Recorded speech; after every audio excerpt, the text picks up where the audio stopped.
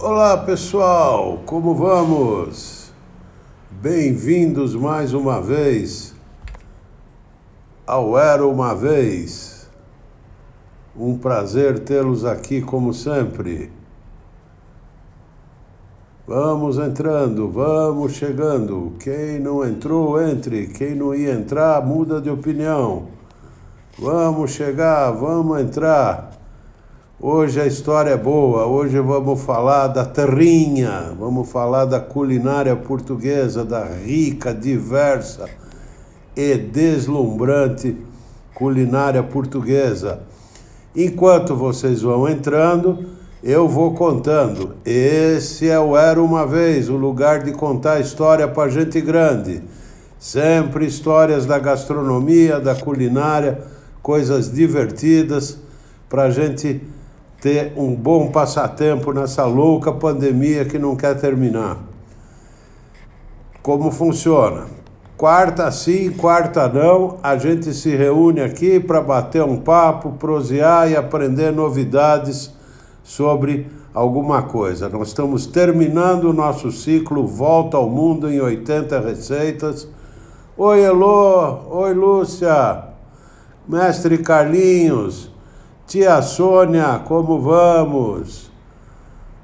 Opa! Pati, Carol, bem-vindos! Como vamos? Paula, Vamiro, boa noite, Lúcia, como vamos? Bem-vindos! Então é isso. E aí, todo domingo a gente tem o Nós na Cozinha. Terminando o nosso encontro aqui, eu publico no Insta e no Face a lista de coisas que vamos precisar para cozinhar juntos no Nós na Cozinha. Esse domingo, Dia dos Pais, o Nós na Cozinha... Oi, Milene! Um Nós na Cozinha muito especial, porque vamos fazer um presente para os papais. Um delicioso cuscuz paulista. Bem temperado, bem úmido, do jeito que a gente gosta, certo? E acho que todo mundo vai gostar muito. Podemos começar? Vamos começar então. De acordo com o nosso combinado, com o nosso roteiro, a ideia era fazer uma viagem por aí. Já visitamos Israel, já visitamos a Itália, já visitamos a Suíça, né? Agora é a vez de Portugal e sua riquíssima e deliciosa culinária. Rica e deliciosa mesmo. Pessoal, usa esse aviãozinho aí embaixo para convidar os amigos. Vamos botar mais gente para conversar com nós aqui. Muito bem. Habitualmente, como a gente faz? A gente vê o país, pega cada região do país, como no caso aqui, Portugal. Está aqui Portugal e seus 18 estados, mais os 2 estados ultramarinos, Madeira e Açores. E nós vamos, região a região, explorando o que cada região tem de melhor, seja de ingredientes, seja de receitas, certo? Só que os portugueses resolveram facilitar isso para a gente aqui. Os portugueses deram uma colher de chá para a gente. Em 2012, eles fizeram uma votação em Portugal chamada Maravilhas da Gastronomia Portuguesa. Metade da população de Portugal participou dessa votação, imaginem só, metade. E escolheram os pratos que mais representavam a gastronomia portuguesa. E é deles que eu vou falar para vocês. Depois, se vocês acharem que precisamos falar de mais coisas, não tem problema. A gente faz mais um e coloca mais coisas para falar. Mas vamos começar assim. Eu só quero fazer um lembrete sobre uma curiosidade dos territórios ultramarinos, especialmente das ilhas de Açores. Oi, Shaddai, bem-vinda. Liz, bem-vinda. Como vamos? Vocês devem lembrar. Feig, Lourdes, LS34, bem-vindos. Vocês devem lembrar quando a gente falou das navegações numa live chamada Navegar é Preciso. A gente... Saposta, boa noite! A gente falou do escorbuto. Escorbuto é a falta de vitamina C no organismo e que causava Ô, Paula, você comprou um selinho para mim? Muito obrigado. E que chegava a matar 30% de uma população, da tripulação de um navio. Quando os médicos ingleses descobriram que o escorbuto era simplesmente a falta de vitamina C, o problema estava resolvido. Era enfiar limões e laranjas e frutas frescas no barco, e isso resolveu. Esther, bem-vinda, Esther. Que bom que você está aqui com a gente. E os portugueses fizeram mais. Eles trouxeram do Brasil e levaram para os Açores, que ficava quase na metade do caminho, um pouquinho antes da metade do caminho. Eles levaram os melões e o abacaxi e o maracujá, que eles conheceram aqui no Brasil. E plantaram nos Açores, de forma que o navio, a quase metade do caminho, parava lá, se carregava.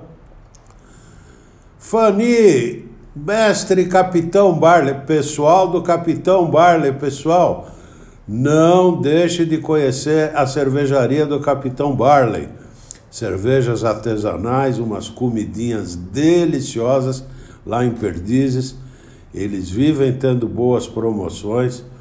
Vão conhecer lá, porque além de ótimas cervejas, petiscos deliciosos. Bom, o fato é que tanto o maracujá, como o abacaxi, como o melão pegaram na ilha e hoje são distintivos da ilha. O melão que a ilha planta é o melão tipo cantaloupe. Então os portugueses, eles têm um nome diferente. Tem o melão, que é o melão que a gente conhece, e o cantaloupe dos Açores é chamado de meloa, ou como dizem eles, mloa. É uma delícia. E o ananás dos Açores é aquele abacaxi pequenininho que a gente só encontra na Paraíba e no Pernambuco. Ele é tão doce que chega a doer no dente. Mas é uma delícia, uma delícia. Brás, Sussu, muito bem-vindos. Sussu, estava falando do abacaxi do Pernambuco aqui, que foi levado para a Ilha dos Açores. Você e eu experimentamos lá na cidadezinha o abacaxi. E os Açores hoje tem o ananás dos Açores, que é muito famoso. Mas vamos começar. A primeira comida que foi escolhida como uma das maravilhas da gastronomia portuguesa é a alheira de Mirandela. Aqui está a alheira de Mirandela. A alheira tem uma história interessantíssima. Vocês devem conhecer, se não conhecem. Abelardo, muito bem-vindo. Pascal, muito bem-vindo também. Vamos lá. Durante a Inquisição, os inquisidores poderiam descobrir quem era judeu ou não, simplesmente vendo o que o cara comia. Se ele evitasse porco, a chance de que ele era judeu seria muito grande, e os caras iam lá e crau. Pois os judeus inventaram, a partir de uma linguiça que chama farinheira, eles inventaram uma linguiça que levava um miolo de pão, gordura de frango e alho. Eles punham isso numa tripa, fritavam, comiam a linguiça. BHD Design, bem-vindo. E aí diziam, tá vendo? Eu como linguiça, tá vendo? Eu não sou judeu. E com isso escapavam da Inquisição. O fato é que a alheira virou um dos pratos nacionais de Portugal e a alheira da cidade de Mirandela é especialíssima. Hoje, a maioria das alheiras já leva porco, mas você ainda tem algumas que levam só a gordura de frango ou pedacinhos de frango. Uma dica para quem for fazer alheira. A chance da alheira estourar é enorme, então o que você faz? Você dá uma empanada nela, passa num ovinho batido, na farinha de rosca e aí frita. E aí a tua alheira vai se comportar de um jeitinho mais decente. É uma delícia. Mauro, bem-vindo, Maurão. Que prazer em te ver por aqui. Contada a história da alheira, os judeus inventaram uma série de pratos, seja em Portugal, seja no México, para fugir da Inquisição. Mas o mais famoso deles é, com certeza, a alheira. O outro prato que foi eleito maravilha da culinária da gastronomia portuguesa é o caldo verde. Aquela mistura maravilhosa de batata e couve, que numa noite como hoje, por exemplo, é perfeita. Ele foi criado lá no norte de Portugal, no Minho, e existe um costume em Portugal de que se sirva caldo verde em festas populares, sendo uma característica especial da festa de São João, na cidade de Braga. Por que cidade de Braga? Porque aparentemente foram lá que foram criadas as festas juninas. Nunca vamos esquecer da música Uma Casa Portuguesa, em que Amália Rodrigues canta: basta poucochinho para alegrar uma existência singela. É só amor, pão e vinho e um caldo verde, verdinho a fumegar na tigela. O caldo verde é tudo de bom. E aqui eu preciso dar algumas dicas para vocês. É simplérrimo de fazer. Azeite, cebola, refoga a cebola. Você vai ter couve picadinha e batatas. Aí você vai jogar as batatas, um bom caldo de frango ou de vegetais e vai cozinhar tudo. Aí você vai pegar, você deveria bater isso aí. Aqui vai a dica. Na hora de bater, você pega um pouquinho da tua couve picada, a couve picada ela entra no fim do cozimento, né? Mas não põe tudo. Põe um pouquinho, vamos dizer 1/3. E aí bate tudo. Muito bem, bateu, volta para a panela e aí você põe o resto da couve picada e serve o caldo verde com um bom chouriço frito em rodelas por cima. Juju, que prazer em te ver, bem-vinda. Certo? Outro prato que os portugueses... Fanny, que é isso? A gente nem começou. Outro item que os portugueses elegem como uma maravilha gastronômica de Portugal. Vamos lá, vamos ver. Esse vocês conhecem, né? O queijo Serra da Estrela.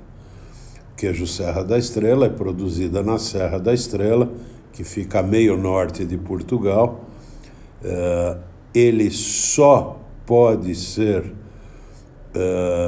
chamado de Serra da Estrela. Jair, bem-vindo. Se for produzido na Serra da Estrela e se for feito com leite das ovelhas churra ou mondegueira, que são ovelhas que só são criadas naquela região. A curiosidade é que o leite das ovelhas ele é fermentado com flor de cardo e não com fermento ou com coagulante. Se usa flor de cardo, né, e sal marinho. O queijo é só isso: leite de ovelha, flor de cardo e sal marinho. É uma delícia de queijo, é assim algo... Juju, não tem como não amar esse queijo, é uma delícia, tá? Ele chega ao Brasil e nós aqui temos uma situação curiosa. O nosso Serra da Canastra foi uma tentativa de reproduzir o Serra da Estrela que deu errado. Mas, em compensação, tem um queijo maravilhoso, que é o nosso canastra. Certo? Vamos adiante. Claro, desculpem, eu esqueci de mostrar a foto do caldo verde para vocês. Está aqui, ó. Então, o grande segredo do caldo verde é esse. O pessoal costuma pôr a couve só no fim. Uma boa dica: quando você for bater o caldo com as batatas, põe 1/3 da couve. E 2/3, aí ele volta para a panela, você põe os outros 2/3. Felipe, bem-vindo, meu amigo. A próxima maravilha gastronômica portuguesa é essa aqui. O arroz de marisco. Aquele arroz super molhado, super gostoso. Vamos lembrar que marisco em Portugal é o nome genérico de frutos do mar. Quando você vai comer uma mariscada, não é uma coisa que é só feita de mariscos, mas são frutos do mar. Essa receita está lá no... o caldo verde e o arroz de marisco, eu coloquei lá no blog, já está lá para vocês consultarem se quiserem fazer. O arroz de marisco, ele apareceu na praia de Vieira de Leiria, no século XVIII. É uma praia muito curiosa, porque de um lado você tem a praia, do outro lado você tem uma das maiores florestas de pinheiro de Portugal. E tem outras praias muito bonitas por ali. Mas é um lugar curioso, porque mistura montanha e mar no mesmo lugar. E esse prato é apenas único. Único. A próxima maravilha gastronômica portuguesa é algo que eu sou capaz de matar por. Esse é o selo das maravilhas da gastronomia, estão vendo? E essa é a próxima maravilha. Sardinhas na brasa. Aqui eu vou contar uma história para vocês. Os portugueses já davam valor à sardinha no século XVI, época do descobrimento do Brasil. Imagina que um recenseamento dizia que no mar de Setúbal e no de Sesimbra, sua vizinha, a mais sardinha e mais saborosa que se pode dar. Em 1855, as sardinhas de Setúbal alcançaram menção honrosa na Exposição Internacional de Paris. A sardinha portuguesa, notadamente a pescada em Setúbal, que é ali vizinha de Lisboa, né? Foi a primeira pescaria na Península Ibérica e na União Europeia a obter o rótulo azul, com a certificação de sustentabilidade. A frase, puxar a brasa a nossa sardinha, é uma criação portuguesa, né? A forma como se põe fogo, você cria a brasa, a colocação das sardinhas com a barriga para baixo, assar em fogo bem lento, tudo isso faz parte, né, de fazer a sardinha. Você põe ela com barriga e tudo, os portugueses fazem com barriga e tudo, passam apenas sal grosso, mais nada, só o sal grosso, põe na brasa com a barriga para baixo. Quando ela está bem assada, dá uma única virada nela e serve-se isso com batatas ao murro, salada de agrião, um bom vinho tinto e 8 toneladas de azeite. A próxima maravilha gastronômica. Oi, Val. Oi, Gil. É essa aqui. Vocês estão reconhecendo? Assim ele está em pedacinho, assim ele está inteiro. O leitão à bairrada. O leitão à bairrada tem toda uma história que também merece ser contada. Desde o tempo dos romanos que o leitão assado é conhecido na Península Ibérica. Porém, a forma de assar a bairrada é da década de 20 do século XX, faz pouco tempo, mais 100 anos. Os primeiros locais de venda foram os hotéis da região da Bairrada. A Bairrada é uma região ali que fica entre Lisboa e Porto. O centro dela é uma sub-região chamada Bussaco. São confeccionados aproximadamente 3.000 leitões por dia. E o leitão é servido em dezenas de restaurantes e preparado por centenas de assadores na sua casa. A receita mais antiga que a gente tem é de 1743, do Mosteiro de Lorvão. E a ideia é assim, que o leitão ele tenha que ser abatido com 8 semanas de idade, só com 8 semanas. Aida, Sandra, bem-vindas! Quando ele é chamado de leitão mamão.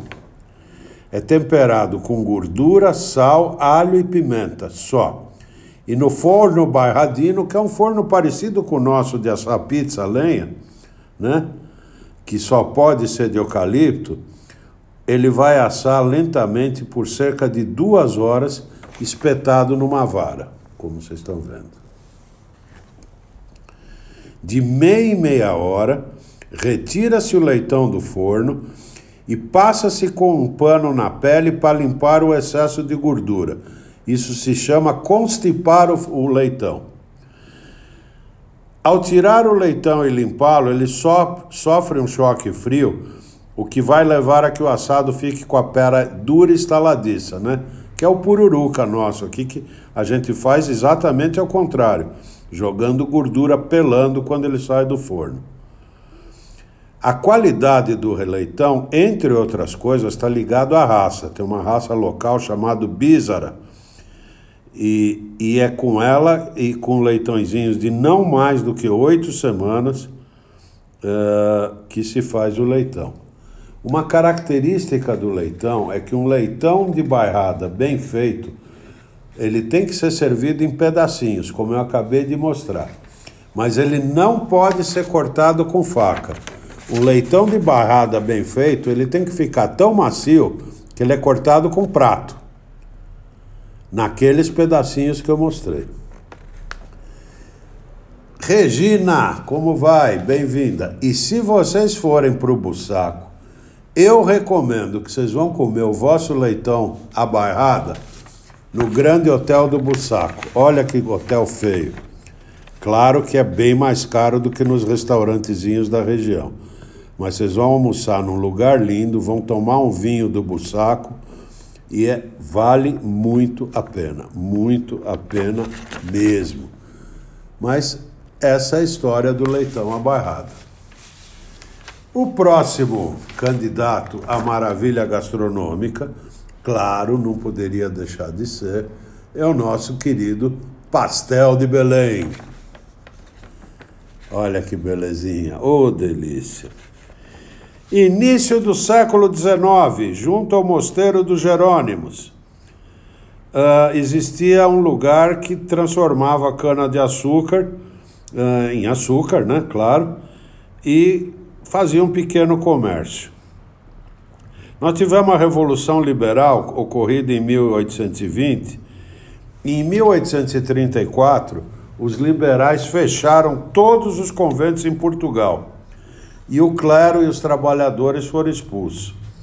Para tentar sobreviver sem o mosteiro, aquela lojinha começa a fazer alguns doces, que eles chamam lá de pastéis, e inventa esse pastel de Belém. Na época, Belém era longe de Lisboa. Hoje você vai de bonde, mas na época tinha que ir de barquinho a vapor. Mas como o Mosteiro dos Jerônimos, a Torre de Belém atraiu os visitantes, o fato é que essa lojinha, que foi aberta em 1837, existe até hoje, a receita é secreta até hoje, aparentemente ela veio do convento dos Jerônimos, né? E é muito curioso, tem uma sala lá que é trancada a 7 chaves, chama Oficina do Segredo, que é onde a massa é feita toda noite pelos descendentes, está na 4ª ou 5ª geração dos fundadores da loja. A receita é a mesma até aos dias de hoje, E é importante que a gente diga, pastel de Belém é este aqui servido nesta loja de Belém. Em qualquer outro lugar de Portugal ou do mundo, ele é um pastel de nata, mas não é um pastel de Belém. É importante isso. Ok? A gente não pode falar das maravilhas gastronômicas portuguesas e deixar de fora o queijo azeitão. Para mim, o azeitão... Oi, Ana Clara, bem-vinda! Ô, mestre Alê, muito bem-vindo. Rafael, bem-vindo, que prazer em tê-lo aqui. Nana, bem-vinda também. O azeitão, para mim, é um queijo melhor que o Serra da Estrela. A história dele remonta ao século XIX, a 1830. Nesse ano chega ao azeitão um fulano que saiu da Serra da Estrela, chamado Gaspar Henrique Paiva. E ele mandou vir algumas ovelhas da raça bordaleira, lá da Serra da Estrela, e ele começou a usar esse leite no fabrico desse queijo, que era um queijo tipo queijo Serra da Estrela, né? E deu o azeitão. É um queijo espetacular, simplesmente. Nise, bem-vinda. É um queijo simples. Eu, repito, acho melhor que o queijo Serra da Estrela. Agora, o incrível é que na região do azeitão hoje não existe mais queijarias. As queijarias que fazem o azeitão estão na Quinta do Anjo, em Palmela, que é pertinho de Lisboa. Aliás, onde se fabrica também o ótimo vinho Setúbal de Palmela. Mas, gente, não se limitem ao Serra da Estrela. Experimentem o azeitão que vocês vão adorar. É um queijo sensacional. Repito, para mim, melhor que o Serra da Estrela. E a próxima maravilha, claro, ameijoas a Bulhão Pato. Ramundo Antônio de Bulhão Pato foi um poeta, ensaísta e viveu no início do século XX. Olha aí, ó, o ABADH fala que é um dos melhores queijos do mundo. Concordo plenamente com você. Níbia, bem-vindo. Bem-vinda, perdão. O nosso querido Bulhão Pato era um poetinha mediano, vivia brigando com essa de Queiroz, mas era um ótimo cozinheiro. E ele foi homenageado com essa receita por um cozinheiro que ele citou num dos poemas dele. Essa de Queiroz fazia parte de uma confraria chamada Confraria Vencidos da Vida. E o grande sonho de Bulhão Pato era entrar para essa confraria, e essa sempre barrou ele. Seja como for, medíocre ou não, a receita dele ficou para a posteridade. Eu coloquei essa receita no blog, é uma delícia. O que vocês têm que fazer? Arrumar vongole, que é a ameijoa, vivos, né? Como eu já contei para vocês, a Agromar entrega em casa a ameijoa viva. Aliás, aproveito para dizer, a Agromar recebeu mariscos brancos, raríssimos e deliciosos. Façam seus pedidos. Tá? A Paula pergunta, a maciez e cremosidade do Serra são parecidos com o azeitão? São quase iguais, Paula, quase iguais. Mas, por uma questão de sabor, eu ainda prefiro o azeitão do que o Serra. Há que experimentar para você definir tua preferência. O melhor queijo do mundo é o que está mais perto, os outros estão em segundo lugar. Mas o azeitão é o concurso. Você tem razão, Gilhang. Você tem razão. Queijo é sempre bom. O queijo é um leite que tirou PhD. Essa é a melhor definição que eu conheço do queijo. A receita do Bulhão Pato é extremamente simples, né? Você vai precisar de uma cataplana ou de uma panela. Ah, mas o que é a cataplana? Vamos lá. Apresento para vocês a cataplana portuguesa. É a avó antepassada da panela de pressão. É essa panela feita de cobre. Aqui. Ela é feita para cozinhar em fogo suave com alguma pressão. Um marisco ou uma ameijoa feita aqui é outra coisa. Nessa catapulta você vai pôr um pouquinho de azeite, né? E alho, só alho. Ele começou a amolecer. Opa, vamos virar aqui. Pronto. Ele começou a amolecer. O que você faz? Joga as almejoas, mas antes disso tem um segredinho. Se a tua almejoa ainda está viva, se você tem a felicidade de consegui-la viva, você vai deixá-la 2 horas em água com um pouco de farinha de trigo. E isso vai fazer qualquer almejoa abra e feche e expulse toda a areia que ela tem dentro, porque elas costumam ter areia. Feito isso, você vai fazer as etapas que eu falei, vai jogar a almejoa. Em 2 a 3 minutos elas vão abrir, você vai descartar as que não abrem, sal, pimenta do reino, um tantinho de vinho branco e na hora de servir uma esguichadinha de limão. E você vai comer um dos melhores pratos de fruto do mar da tua vida. Ele só é igual a uma boa cataplana de frutos do mar.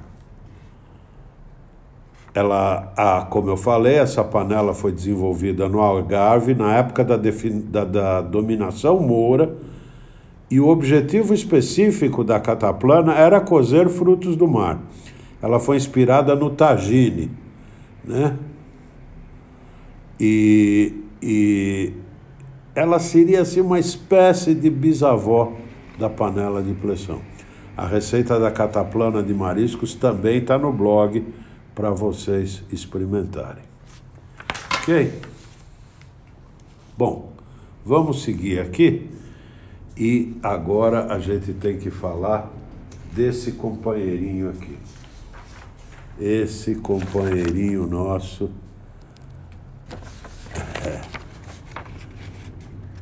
vocês conhecem isso aqui, né? Que em Portugal é chamado de pastel de bacalhau.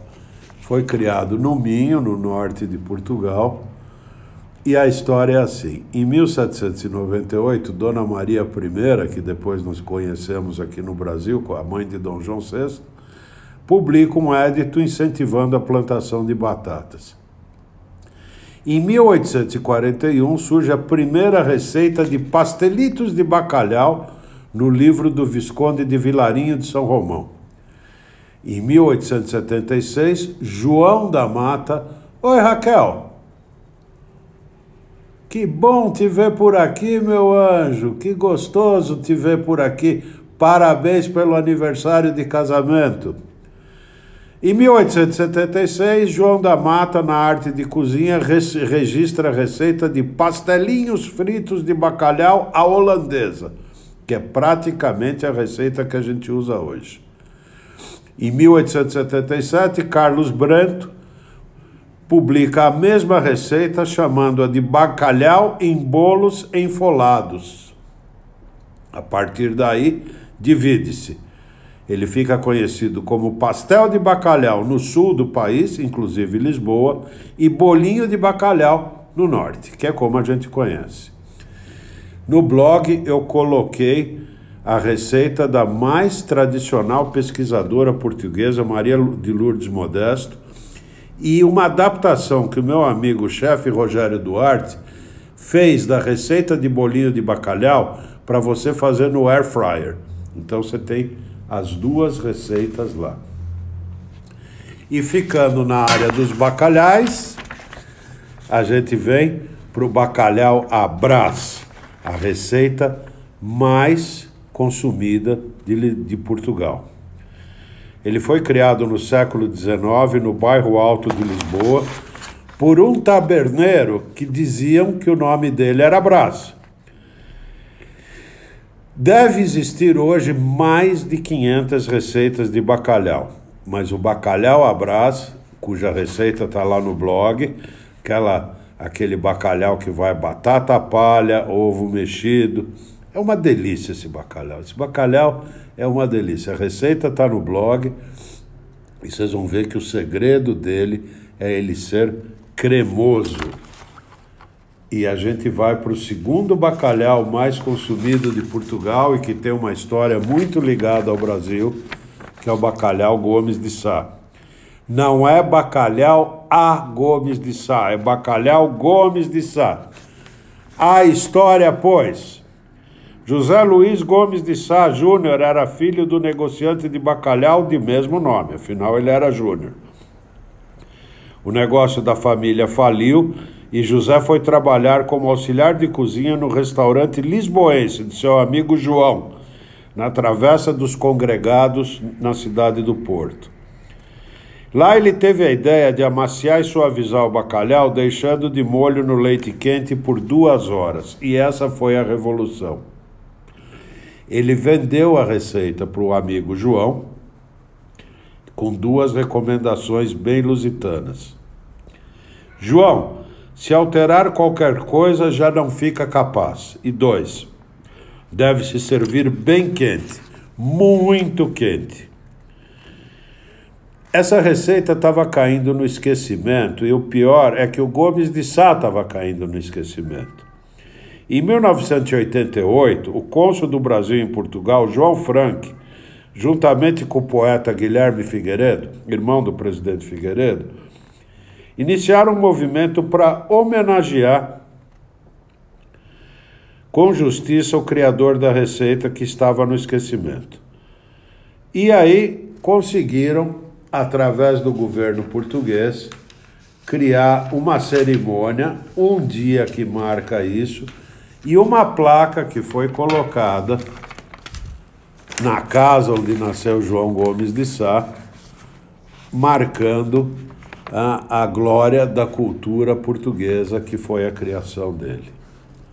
Certo? Então você vê que os brasileiros ajudaram a prestar uma justa homenagem. Vale a pena a gente dizer que o bacalhau de qualidade aqui no Brasil é chamado de bacalhau do Porto por causa dessa receita que veio do Porto. Não existe bacalhau do Porto. Lagareiro. A origem desse bacalhau é disputada por Beira e Minho. A certeza que se tem é que foi criado pelos lagareiros, os homens que trabalham nos lagares, as prensas de azeitona. Eles trabalham nelas entre setembro e novembro para a produção do azeite. Então, o que eles faziam? Eles tinham bacalhau, tinham pão, tinham alho, tinham azeitona. No próprio braseiro que era usado para refinar o óleo, eles passavam o bacalhau no pão moído, passavam no braseiro e serviam com batata e o alho que era frito na brasa. A receita é de antes das batatas chegarem em Portugal no século XVI. Quando elas chegaram, o casamento foi inevitável. Então, hoje, para uma receita ser chamada de lagareiro, tem que ter batatas ao murro, cebola, alho e nadar em azeite. Coloquei a receita do bacalhau a lagareiro lá no blog para vocês fazerem. É algo especial. Gold Locadora. Oi, Rodrigo, bem-vindo. E vamos nós aqui. Diego, muito bem-vindo também. Como vai? Isso aqui é uma salada de bacalhau, conhecida em Portugal como punheta de bacalhau. Por quê? Os chefes portugueses brincam que esse prato vindo da Espanha é o ceviche português. Oi, Vã, bem-vinda. Oi, Vales, bem-vindo. Ele é feito com lascas cruas, que são dessalgadas, e servida com molho de azeite, cebola, alho, salsa e um pinguinho de vinagre. Para alguns autores, o nome veio do fato de que, na montagem, alguns cozinheiros pressionavam a lasca de bacalhau com o punho, assim. E daí veio o nome de punheta, que não tem nada a ver com isso tudo que suas mentes obscenas estavam pensando. Outra maravilha da culinária lusitana são os bifes de Lisboa, dos quais o mais famoso é o bitoque, que é esse aqui. Eu coloco a receita dele no blog para vocês fazerem. O segredo dele está no molho, tá? Mas os bifes de Lisboa, nós tivemos o bife a Faustino, né? Que era carne de lombo, bife alto frito em banha de porco, uma rodela de pão de forma que também é frita. Aí frita o bife, coloca sobre o pão um pedaço de presunto transmontano. Aliás, o presunto transmontano português é muito bom, né? Aí, ou o bife a Jansen, que era um bife de fraldinha, era frito em banha de porco com toicinho picado, cortado bem alto, temperado com sal, dente de alho esmagado, e no final levava um pouco de manteiga. O bife à inglesa era um bife de 250 gramas, grelhado só com sal, em brasas, né? Só podia virar uma vez quando grelhava, né? E aí juntava-se manteiga com sumo de limão e salsa picada. E o bitoque, que é esse molho de vinho branco que acompanha um arrozinho, batata, um ovo frito, um cavalo. O bitoque é um bife que tantas vezes quanto eu for a Lisboa, tantas vezes eu o comerei. Agora quero falar... Oi, Damares! Puxa, que prazer em te ver por aqui. Luísa, bem-vinda. Isto aqui é um frango assado? Não. Isto é um capão de Freamundi. Eu vou falar de 3 pratos aqui que têm denominação de origem controlada em Portugal. O capão de Freamundi, a vitela de Lafões e a foda de Monções. Conta-nos a lenda que o cônsul romano Caio Cânio, em passagem por seus domínios lusitanos, era sistematicamente acordado pelo canto dos galos e fez aprovar uma lei que proibia os galináceos de cantar, sujeitando seus donos a severas penas. Só que você não proíbe um galo de cantar. A solução encontrada pelos camponeses foi capar os bichos, que aí a vontade de cantar passava. O efeito secundário foi a engorda e o crescimento dos galos, além de uma mudança no sabor da sua carne, por mudança hormonal. A pequena aldeia de Freamundi especializou-se na cria e castração desses animais, além de desenvolver uma receita única que está registrada em sua prefeitura. Foi criada a Confraria do Capão, que fiscaliza e orienta os restaurantes no seu preparo. A Feira do Capão é realizada todos os anos em dezembro, desde o século XV. Bem, eu pus a receitinha de como fazer o capão de Freamundi e quero apresentar para vocês a vitela de Lafões. A vitela de Lafões é criada exclusivamente na região que lhe dá o nome, Lafões, e explorações agrícolas e familiares, seguida de modos de manejo ancestral, dizem que desde o século XVI. É proveniente exclusivamente de bovinos da raça aroquesa e mirandesa, que são abatidos com 6 semanas de idade. A base da sua alimentação é o leite materno, mais tarde suplementada com pastos verdes de época, farinha de milho e centeio produzidos na própria exploração. E por aí vai. A receitinha está lá no blog e Oi, Silvia, bem-vinda! E para terminar as receitas, eu preciso falar para vocês da foda à moda de Monção. Vocês acham que é baixaria minha? Mas está aqui. Aqui, essa é a cidade de Monção, esse é o local de feiras, onde todo ano se realiza a Feira da Foda de Monção. Eu vou contar a história para vocês. Os carneiros eram criados em Monção, ao redor de Monção, e uma vez a cada 6 meses tinha a feira dos carneiros. E o que os criadores faziam? Uma semana antes da feira, eles paravam de dar água para os carneiros. E um dia antes da feira, eles deixavam os carneiros beber, e os carneiros bebiam desafogadamente, chegando a engordar 5 a 6 quilos. O que fazia diferença na hora do peso para vender. O pessoal comprava, o carneiro ia para a casa de quem comprou, e depois que ele fazia xixi e era guardado por 2, 3 dias, ele emagrecia 5, 6, 10 quilos. E o comprador falava assim em lusitano português: ai que foda! E ai que foda ficou. Mas, na verdade, a foda de Monção, ela tem uma técnica de cozimento muito especial. A ideia qual é? Você assa o carneirinho e faz um belo arroz com açafrão.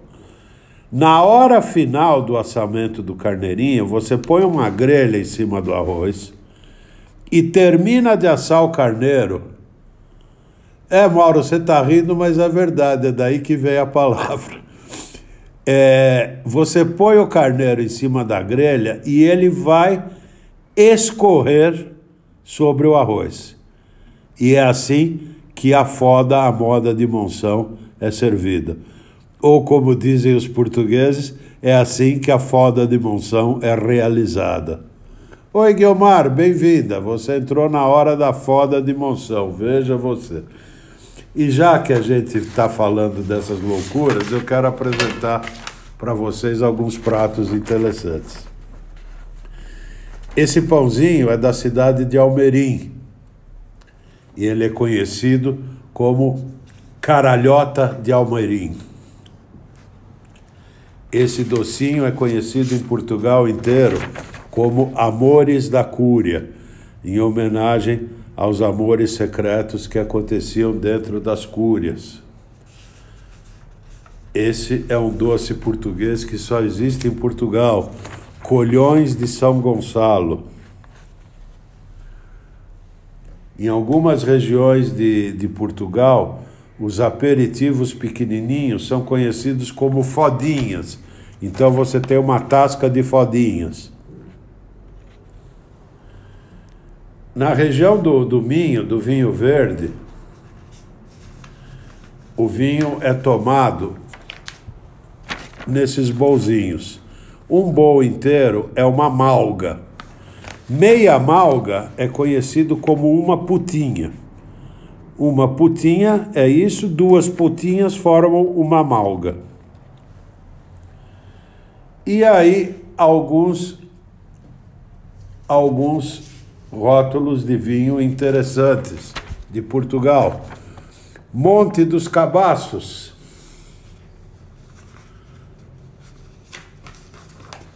Vinhas do Puto.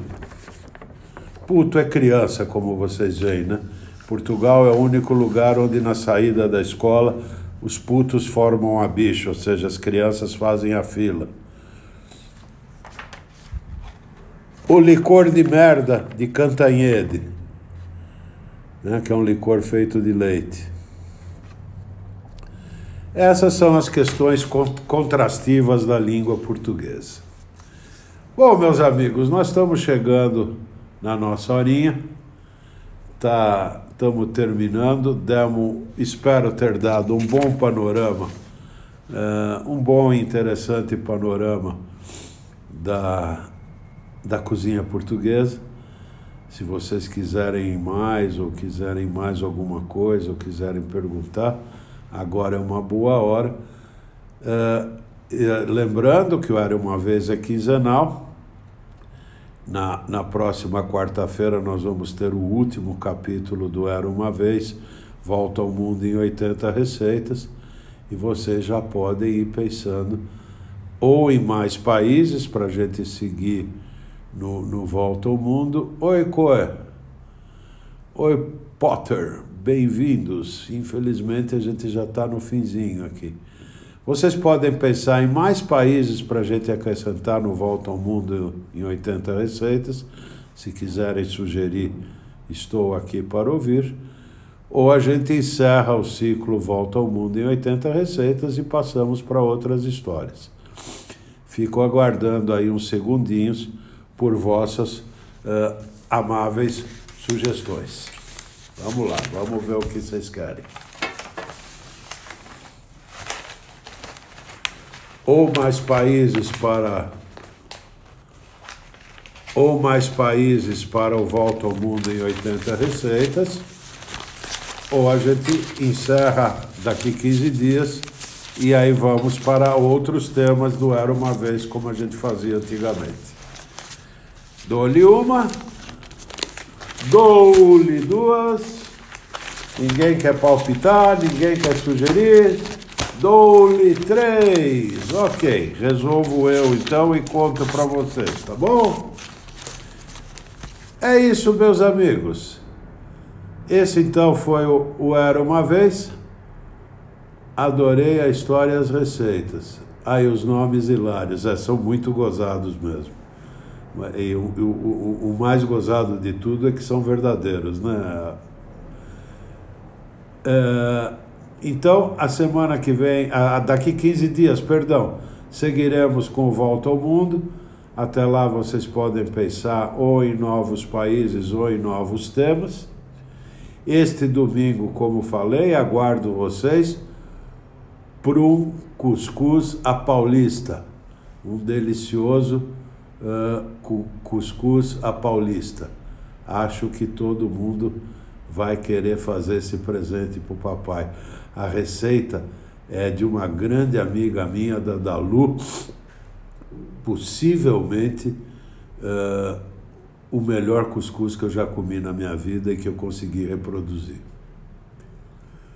Muito bem, matamos a gastronomia portuguesa, passamos por ela. As receitas estão todas no blog. Vão lá, peguem as receitas, executem-nas. Qualquer coisa me escrevam. E até domingo com o nosso cuscuz à paulista, ou até daqui 15 dias, para a gente encerrar o ciclo de Volta ao Mundo em 80 receitas. Ok, pessoal? Um super beijo para vocês. Muito obrigado pela audiência. Muito obrigado pela participação. Fiquem em casa, fiquem com saúde, fiquem com Deus. Tchau, pessoal. Fui!